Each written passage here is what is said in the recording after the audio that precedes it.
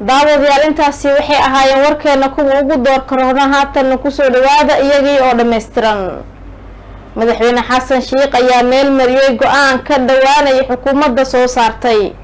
madaxweynaha jamhuuriyadda federaalka Soomaaliya mudane xasan sheekh maxamuud oo tixraacaya soo jeedinta ra'iisul wasaaraha xukuumadda mudane xamse cabdi barre ayaa wareegta madaxweyne ku soo saaray xubnaha guddiga maamulka hay'adda maareynta iyo musiibooyinka Soomaaliya Sodma.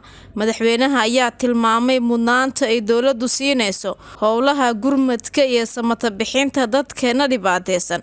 waxa uu golaha xukuumadda ku bogaadiyay ansixinta iyo soo gudbinta xubnaha guddiga maamulka hay'adda maareynta musiibooyinka oo goluhu cod buuxa ku ansixiyay. madaxweynaha jamhuuriyadda oo ka duulaya codsiga xukuumadda gaar ahaan wasiirka arrimaha gudaha federaalka iyo dib u heshiisiinta mudane Axmed Macalin Fiqi ayaa wareegta madaxweyne ku soo saaray guddiga maamulka hay'adda maareynta iyo musiibooyinka oo kala ah mudane Maxamuud Macalin Cabdullaahi gudoomiye, Dr. Axmed Cabdi Aadan gudoomiye ku-xigeen, mudane Cabdirashiid Maxamuud Xasan agaasime, Marwaluul Axmed Colow agaasime, mudane Cabdirasaaq Axmed Cali agaasime.